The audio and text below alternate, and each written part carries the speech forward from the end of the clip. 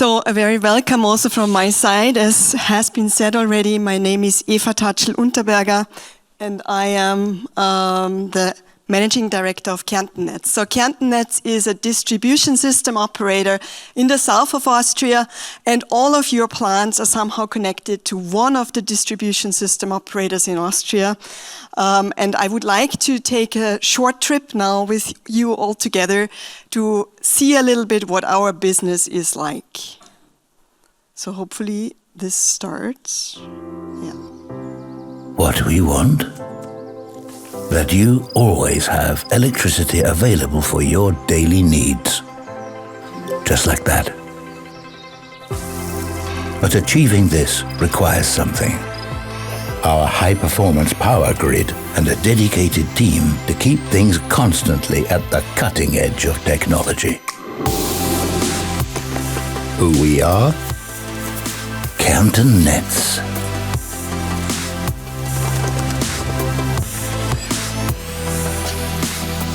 You probably don't even notice many of the power lines we have up. You've likely passed by our substations and transformer stations many times without even realizing it. We work behind the scenes to ensure that you are supplied with electricity safely and reliably each and every day. We are always ready for you and for the economy in Carinthia for all power grid questions, installations and maintenance.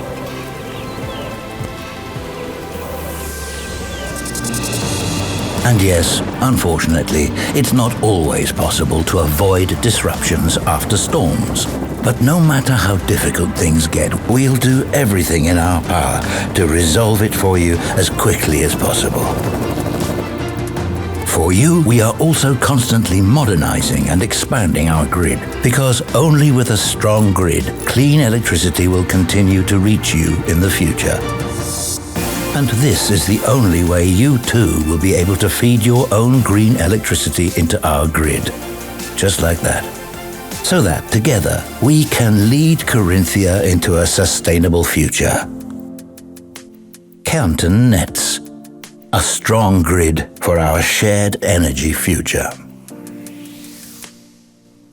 So your energy is our responsibility, and this responsibility we share with transmission grid operators like the Austrian power grid, where also Mr. Christina is going to speak later on the panel.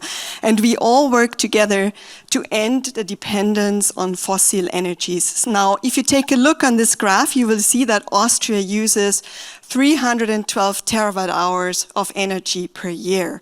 And about 2/3 of this energy are still coming from fossil sources. The energy consumption has to be transferred towards electricity, towards hydrogen, and this energy transition is largely a transition about mobility, so it's about the diesel engine being replaced by the electric engine. And it's also a heat and industry transition about, for instance, the steel industry, as we heard today, transforming to hydrogen and to the EAF route. And of course, it's a large infrastructure transition because the grids that have been built in the last 100 years have to be upgraded tremendously to be able to transport the amount of energy that we today get supplied from fossil fuels. Now, the energy transition also has large opportunities for the Austrian business landscape. As you can see, we pay between 10 to 12 billion euros every year for fossil fuels. And this amount of money leaves the country and goes to other destinations where we can draw these fossil fuels from. If we manage to integrate more hydroelectric power, more wind power, and more solar energy, we will become much more independent. Our security and crisis prevention will be much better. We will be able to save the nature, be a more attractive business location, and also progress a lot in technology and innovation. The grid operators in Austria plan to invest 44 billion euros in the next 15 to 20 years, and the transmission grid operator invests 9 billion euros in the next 10 years. So it's a huge investment, a huge push to the economy that we have in plan and that we are going to go through. Now, we have been asked so many times, where does the power come from for the electric arc furnaces? What you can see here is two different studies, the Austrian Net Infrastructure Plan and the Stromstrategie 2040 from Austria's Energy. And what we can see is that we need about 30 to 40 terawatt hours of photovoltaic in Austria. We need also about 29 to 36 terawatt hours of wind energy, and we need to also increase our hydropower energy from 41 terawatt hours in 2020 further to about 45 to 50 terawatt hours of hydropower. Now, this means in the end that we are going to triple the generation in Austria, and we are going to transmit about double the energy in total over the grids. Now, before we go more into the demands of the industry and into the grid operator and the challenges there, I want to show you also one positive impact that we are seeing right now. So in the last 2 years, we have integrated a huge amount of photovoltaic. In Carinthia alone, we have integrated 500 megawatt peak of photovoltaic, and the whole chain of the power plants on the Drau has 566 megawatts. So we have almost the same power of photovoltaic already on the grid than we have hydropower from the Drau. And this also means that this happened in all of Austria, and that meant that in 2024 we have the first year ever where Austria has been an exporter of power to Europe. It has also been the first year where Austria really shows a tremendous amount of hours where we have smaller energy prices than Germany has. You can see here in Europe that France is a strong importer, and there are now some countries like Austria that become exporters, and there are a lot of other countries that need to import a lot of their power. And what you can see also on the very right side, something really interesting, is that since the last year we start to see hours with negative electricity prices. In 2023, we had 111 hours in Austria with negative electricity prices. And in 2024, we had already 266 hours with negative electricity prices until the 8th of August. So also this weekend, last weekend, I looked again, and actually this is the price curve of the 20th of October. So it has been last Sunday, and you can see how the energy prices go into the negative, even on an October day, where already the photovoltaic has a much worse efficiency than it does during the summer months. So this is what happens when you have a lot of generation in place and you can export, you have an overflow of electricity. And what's the challenge is that we are going to increase consumption now a lot. So we have to continuously add generation, and we have to make sure that we can always supply Austria at a good price. So let's focus a bit on the industry. The industry of the future, as we've seen today, also in the steel industry, is characterized by electrified processes. That's for sure. And then also the use of hydrogen and the use of waste heat. And there is a large research group in Austria which is called New Energy for Industry. And this research group has questioned all the different branches of the industry and has summarized the development on the energy side as we see on this graph. So what they say is that after these technology changes that you are all speaking about are going to start around 2030, 2035, we are going to see a major phase out of fossil fuels. And then we are also going to see an emission reduction. However, what we need to do that is 49 terawatt hours of electrical power just for the industry. You have to understand that today we have about 60 to 70 terawatt hours consumption in all of Austria. So in the future, the industry alone is going to need 50 terawatt hours of electrical power. And then we also need 48 terawatt hours of hydrogen. If we would make that in Austria, we would require another 70 terawatt hours of electrical power. So it's a big challenge, as you can see. It's a challenge that we are all willing to take, but a challenge that requires huge investments, and a challenge that requires also a clear strategy. The most difficult or the most expensive situation would be if we start this challenge as we do now, and then we stop in the meanwhile, and then decide we are not following through, because then we will incur huge costs that we don't want to, that we cannot amortize anymore. I'm going to speak a bit also about hydrogen, because as part of Kärnten Netz, I'm also responsible for a gas grid. And we are also very much looking into the transformation from a CH4 gas grid to a hydrogen gas grid. And what we see in all the strategies in Austria is that in order to achieve competitive prices at a place in Austria, you need pipelined hydrogen. And that means we as grid operators are again in the picture also of the future. You can see here on the left graph many different routes for hydrogen and how it reaches Austria. This is a graph out of the hydrogen strategy of the Austrian government. And you can see that the only competitive area where hydrogen will cost between 3 and 6 euros is going to be the pipelined hydrogen that can reach Austria through Spain, from Spain through France and Germany, or from Tunisia through Italy and into Austria on the Carinthian side.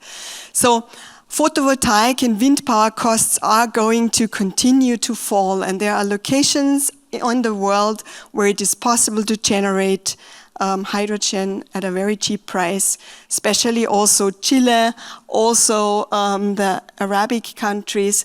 But if you want to transport hydrogen from these locations to Austria, you have to liquefy it, or you have to place it into chemicals, and you have to again transport it with ships that might again need fossil fuels, and then you will end up at very high prices. So what we really need is this pipeline infrastructure. And what our topic is right now is there is still no regulation for this hydrogen infrastructure. Is it going to be a free market to do hydrogen pipelines? Is it going to be like our other business, part of the regulated market? Are we going to have a concession to build these hydrogen power lines? Is there enough market for it? We think that we can be very competitive to deliver hydrogen to our industry, but still it is very difficult to start these projects. And just yesterday I had one of these projects at my table. It takes about 6 years to build the hydrogen power line from the main transmission line in Carinthia to certain industrial sites that we have. And since the industry needs this power, we need to start, and we are looking forward to, or this is also our the challenge that we have is we look forward to the politics to make the right decisions so that we can finally continue on these projects. So let's come back to the power grid. Of course, our future is characterized by immense grid expansions, but then also technological progress and more automation, more advancement in how we really operate the grid is going to help us to use the grids better, and it's going to help us to increase capacity without building. To summarize once more, what we really have to achieve is that in Austria today we need about 70 terawatt hours of power, electrical power. This is what we're able to transmit today. And we are going to need to transmit 140 terawatt hours of electrical energy. So we double the energy, and we are going to triple the power that is connected to the grid. What I would like to also show you now is the different levels of the grid. So we have the transmission grid, which we have spoken about, 220 to 380 kVs, which is owned by transmission grid operators. In Austria, it's the Austrian power grid. And your EAFs are usually connected here because you require 150 MVA for an EAF, and it's impossible to connect, or more or less impossible to connect. This here, transformers here have approximately a size of between 300 MVA and 600 MVA, and so this is the place where EAFs are connected. And then there is the grid that Kärnten Netz has, like the 110 kV grid, the 20 kV grid, and the 400 volts grid that connects to your houses.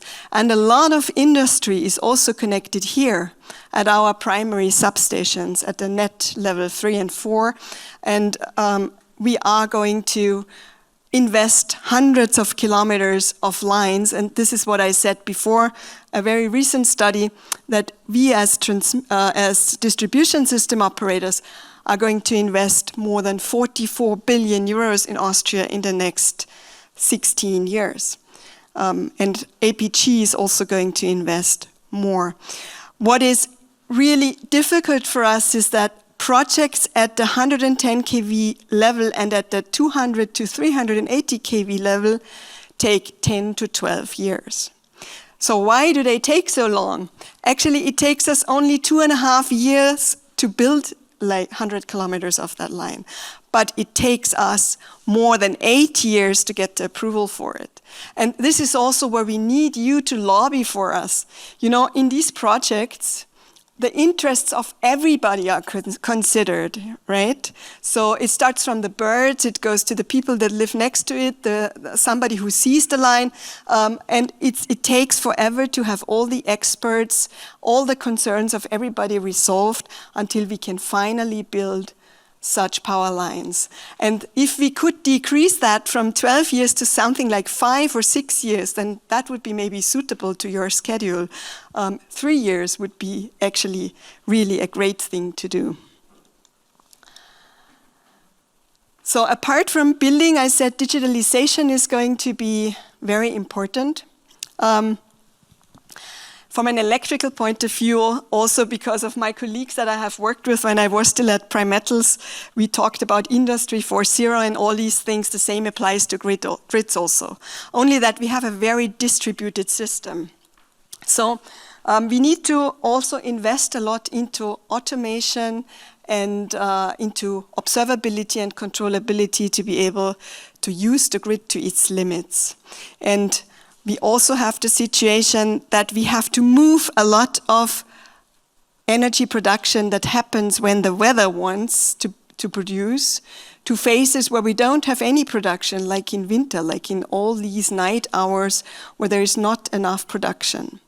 And in order to do that, we need something like the flexibility market.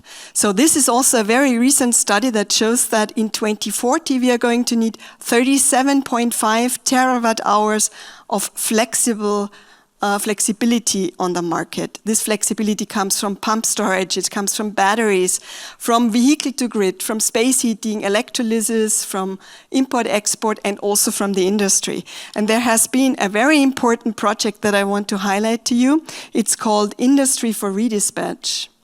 And in this project, what has been explored is that this flexibility market that we have, and that is going to have to be able to have bids that deliver this amount of flexibility, is going to have to expand. So you all know the day-ahead market and the intraday market, where the steel industry, for instance, optimizes their costs and tries to profit also from low power prices at certain times. We are ramping up in parallel to that the TSOs and the DSOs together a larger balancing capacity market. And what we want to achieve with this market is that flexibility stemming from households, but also from the industry, and of course also all the flexibility providers like batteries, like electrolysis plants and so on, will be able to react on the demands of the grid so that we can lower the load or higher the load at certain nodes in the grid and then be able to use the same grid and transport more effective energy over the different lines. So this is a very important development, and what I have seen in this research is that today the amount of flexibility that the industry is willing to supply or can supply is quite low. It's actually very astonishing. We have in Carinthia about 550 megawatts of industry load. Sorry, I'm always taking the wrong. And only 37 megawatts would be flexible. And if we could increase that together, and that again comes down to automation in steel plants, then we can use the industry and work together and also use our networks much more efficient. So let me come to the end with my world, with the perspective of grid operators. We believe in the industry on a world that can be powered 100% by renewable energy. It's a hard, long way to go, but together we will be able to do it. What we need is clear goals, continue our strategy as Europe. What we also need is your lobbying, your help also to share your perspectives with policymakers so that we can continue this path together. Thank you very much.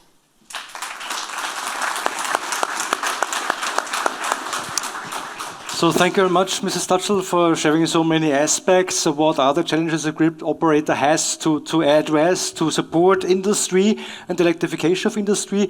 We have just time for one question. Maybe you could pick out one to answer.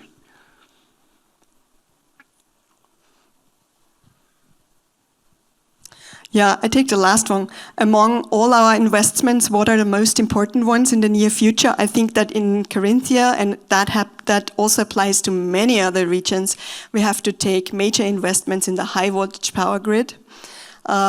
We have been driven a lot by policymakers to invest for the people. So because everybody wants to have his own rooftop PV on his roof, we have to invest hundreds of millions in euros on the outliers of our grid, you know, on the small connections to the households. But in the end, to make the transition happen, we have to take major investments into the high voltage grid, and we are on the start of these projects. We are in the development phase, and these are going to be the most important steps in the near future. Thanks again, Ms. Tatschl.